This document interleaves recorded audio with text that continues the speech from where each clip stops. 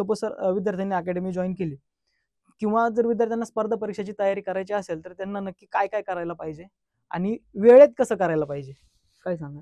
सगळ्यात महत्त्वाचं म्हणजे अकॅडमी जर तुम्हाला जॉईन करायची असेल तर अकॅडमी जॉईन करण्याच्या आधी मी हे सांगेल की तुम्हाला अधिकारी व्हायचंय का नाही बरोबर. हे अगोदर तुम्ही ठरवा.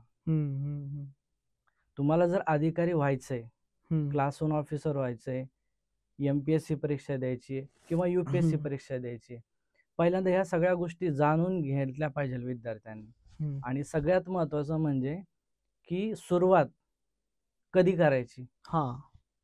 बरोबर ना? तर तुमचं 10वी झाल्यानंतरून एकतर तुम्ही 11वीला सायन्समध्ये जाता, कॉमर्समध्ये जाता किंवा आर्ट्समध्ये जाता. तर ज्यावेळेस तुम्ही या 11वीला जाता, 12वीला जाता, अभ्यास करत असताना ही योग्य वेळ असते निर्णय घेण्याची की आपल्याला पुढे अधिकारी व्हायचं आहे का. आणि अधिकारी जर व्हायचं असेल तर 11वी 12वीच्या नंतर सुरुवात केली पाहिजे. याचं मी कारण असं सांगतोय की तुम्ही 11वी 12वी केलं तर त्याच्यानंतरून जर तुम्हाला परत पुढं मेडिकल किंवा इंजिनिअरिंग फील्ड सोडून इतर क्षेत्राकडे जायचं असेल, ग्रॅज्युएशन करायचं असेल किंवा तुम्हाला मेडिकलची तयारी करायची, इंजिनिअरिंगची तयारी करायची, तर याच्यासाठी जो वेळ आहे त्या वेळेतला काही वेळ तुम्ही जर इकडे दिला तर साधारण हे 2 ते 3 वर्ष आहेत जे तुम्हाला मिळणार आहेत. ह्या 2 ते 3 वर्षांमध्ये तुम्हाला बऱ्यापैकी स्पर्धा परीक्षा काय असतात, UPSC काय आहे, MPSC काय आहे, यांचा अभ्यासक्रम काय आहे, कुठली रेफरन्स बुक वाचली पाहिजे, तर ह्या सगळ्या गोष्टी समजून घेण्यासाठी ही 3-1 वर्ष आवश्यक आहेत. या 3 वर्षामध्ये तुम्ही जर अभ्यास चालू केला तर साधारण ग्रॅज्युएशन झाल्यानंतर तुम्हाला अटेम्प्ट द्यावा लागतो. तोपर्यंत बऱ्यापैकी नॉलेज तुम्हाला आलेलं असतं. जे आत्ता जर तुम्ही पाहिलं तर आता कसं की ग्रॅज्युएशन पर्यंत विद्यार्थ्याला माहितीच नसतं की मला पुढे जाऊन स्पर्धा परीक्षेची तयारी करायची का नाही करायची. बरोबर. त्याच्यामुळे ग्रॅज्युएशन किंवा मग इंजिनिअरिंग असेल, मेडिकल असेल, इतर सगळ्या फील्ड आहेत. या सगळ्या फील्डमध्ये विद्यार्थी काय करतात, अभ्यास करत असतात. तोपर्यंत इकडे येण्याची सुरुवात करत नाही. आणि मग ज्यावेळेस ते त्यांचं कम्प्लिशन होतं त्याच्यानंतरून ज्यावेळेस ठरवतात त्यावेळेस उशिरा स्टार्ट होते. आणि उशिरा स्टार्ट झाल्यामुळं मी जसं तुम्हाला सांगितलं की हे एका दिवसात शक्य नाहीये. याच्यासाठी एक लॉंग प्रोसेस आहे. तुमचं कमीत कमी पुढे 1 ते 2 वर्ष जाणार आहे. बरोबर. तर ही तयारी तुमची असली पाहिजे की ग्रॅज्युएशन जरी झालं तर पुढे 1-2 वर्ष आपल्याला अभ्यास समजून घेणं, अभ्यासक्रम समजून घेणं, सगळ्यात महत्त्वाचं म्हणजे नोट्स काढणं. बरेचसे विद्यार्थी आता मी याच्यामध्ये पाहतो की कुठल्या तरी अकॅडमी जॉईन केली, सगळ्या अकॅडमी चांगल्याच असतात आणि सगळ्या अकॅडमी योग्यच मार्गदर्शन करत असतात. कारण प्रत्येक अकॅडमीचं ध्येय असतं की अधिकारी घडवायचे. बरोबर. जसं माझ्या अकॅडमीचं आहे तसं सगळ्या अकॅडमीचं तेच ध्येय असतं.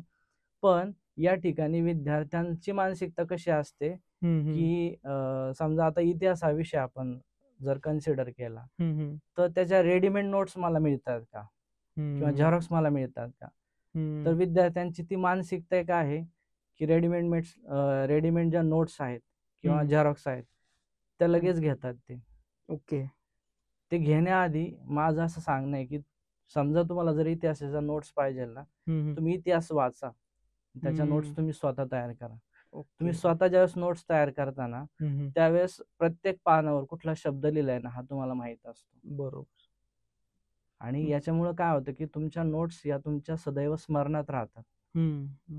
तुम्ही कुठल्याही विषयाच्या, राज्यघटना असेल, भूगोल असेल, इतिहास असेल, भारतीय अर्थव्यवस्था असेल, हे सगळे सब्जेक्ट आहेत ना यांची रेफरन्स बुक वाचा, जे ऑथर आहेत त्या ऑथरची बुक्स वाचा आणि स्वतःच्या नोट्स स्वतःच्या भाषेत जोपर्यंत तयार करत नाही तोपर्यंत यश मिळत नाही. आणि मी प्रत्येक वेळी विद्यार्थ्यांना हेच सांगत असतो की नोट्स तयार करण्याच्या मागची भूमिका तुम्ही लक्षात घेत नाही.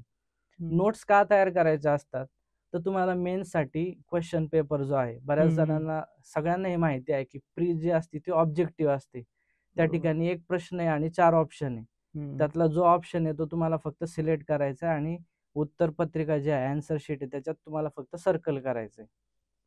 पण जी मेन्स तुम्हाला द्यायची आहे ती मेन्स ही सब्जेक्टिव्ह आहे, ती ऑब्जेक्टिव्ह नाही. त्या ठिकाणी तुम्हाला प्रश्नांची उत्तर लिहायच्या.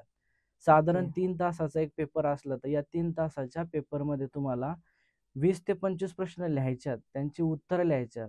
15 प्रश्न असतील, 20 असतील, यांची उत्तरं लिहिण्यासाठी तुमची मानसिकता तयार आहे का की 3 तासाचा जो आपल्याला वेळ दिलेला आहे, या 3 तासाच्या वेळेमध्ये 15 प्रश्नांची उत्तरं तुम्हाला लिहिता येतात का? त्याचा सराव आहे का तुम्हाला? तर याचं उत्तर नाहीये. आणि मग इथं विद्यार्थी मेन्समध्ये मागं पडतात.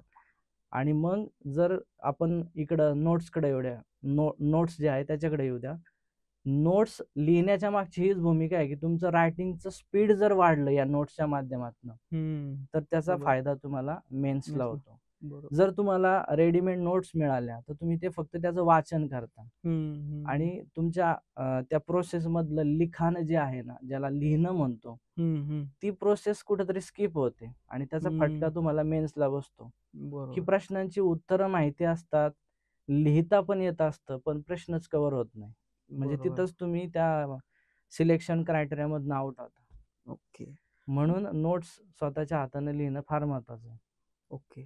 म्हणजे नोट्स स्वतः करणं हे तेवढंच महत्वाचं आहे.